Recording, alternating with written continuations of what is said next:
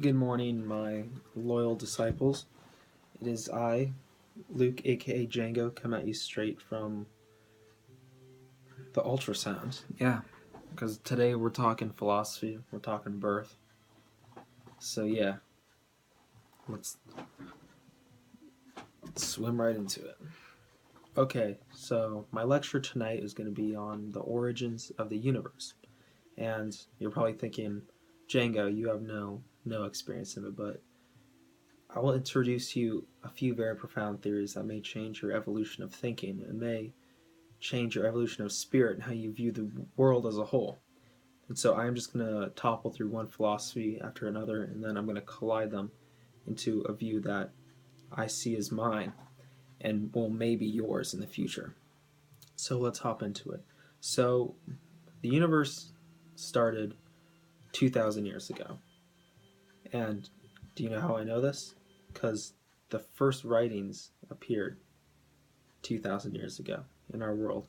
So at that point in time, a little fragment in the origin of the universe was toppled to form a point in time of reference for all of us from when we count time.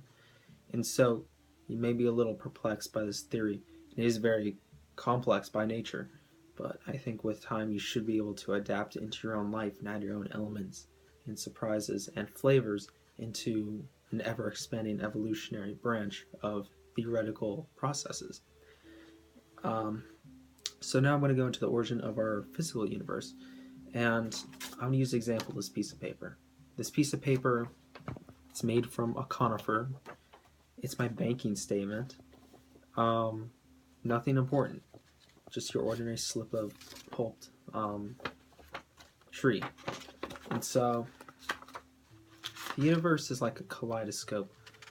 Our eyes are the center glasses to see the glass. And so if I focus one eye in on you, the watcher, I am entering your consciousness as a perceptive being. And so by that nature, the universe must follow an evolutionary process where we ourselves are the eyepiece for a consciousness that intermingles with other consciousnesses, either intellectually, physically, or emotionally. And so from that connecting all-inclusive atmosphere, we have the Targaryen string theory. And so from the Targaryen string theory, it binds all aspects of time and space into this jumble of kind of space glue. And so 2,000 years ago, from my point of reference, I wasn't there, so I don't know. But dinosaurs are there. We know that. We have their bones. And so in the very beginning, we have three levels of excuse me, to digest my thoughts for a second. And so many thousands of years ago, we had kind of this process of intermingling stages of time, space, and gravity. And these three elements alone form our existence and our understanding, because time is kind of a fabric. And so what happens, it binds us all in the evolutionary tube that I exploited for you before. And so from that tube, we have time on either end that keeps us in it. And so that means we're always progressing on a linear scale, and therefore we are existing as humans. And so from that scale, we look directly into the Fallopian theory, which deals directly with the origins of humanity. And so in many books, man came from the mind of a being, and so that being, whom some believe is Zeus, others believe are space monkeys, anything your heart sees fit. And so what happens when we sprang into these existence, we got trapped in the space glue of time. And so what happens is we twisted and turned into this kind of majestic jumble of intellect and thought and deep transcendental beings. And so from that time, our transition from fetuses or space fetuses onto earthly fetuses was a very similar um, occurrence. And those two binding together to form the zygote of humanity is kind of this thin evolutionary web of colliding theories and colliding philosophies and trouble downing, dowsing, like, how do I put it frankly? It's like putting on the glasses and seeing the reality. It's like being handed the red and blue pill by, oh, what's his name? It's like being handed the red and blue pill from the Matrix. You say F it, you down both, the blue one's Viagra, and then you double team Trinity. It's the same thing. And so from that aspect, we see kind of this process of kind of taking an alternate route using an alternate measure of time. And so from that measure of time, it collides into the space wall. And so from that space wall, which is located approximately 400 million light years away, don't try to go there, it blocks all time because it in itself is time. And that's what the paradox of time is. Time is only against itself. But that's besides the point.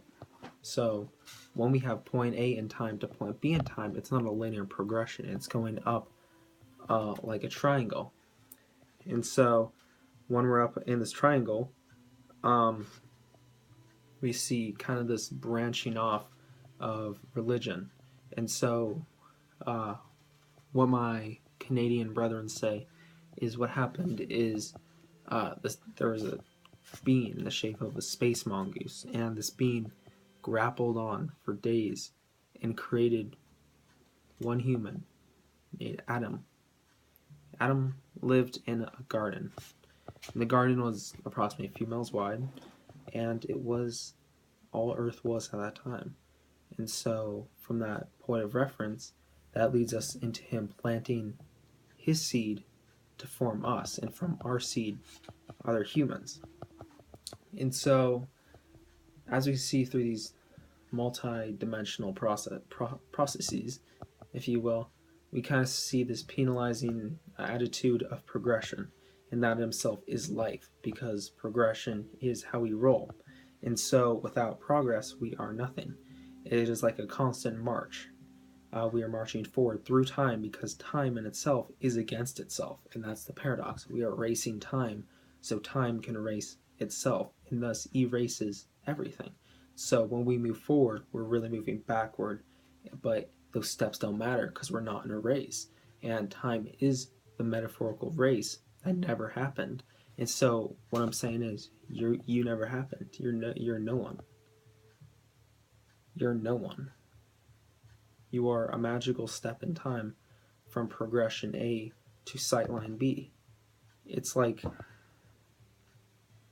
how should I phrase this? Not crassly, if you will. So it's like going on Twitter and besmirching me, but at the same time saying you didn't. You obviously did, but you said you didn't. So you're kind of lying, but you're telling the truth. So you're exposing yourself, but you're hiding yourself. You feel me? Yeah.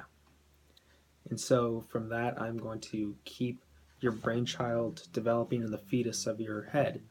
And from that fetus, I hope will blossom a new flower of hope and development and progression. So you as a being can contribute to humanity, which is not progressing because time itself is not a progressive measure of movement.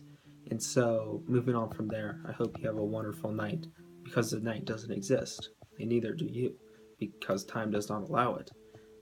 So let that absorb into your brain soil and flower many a fine thought. Good night.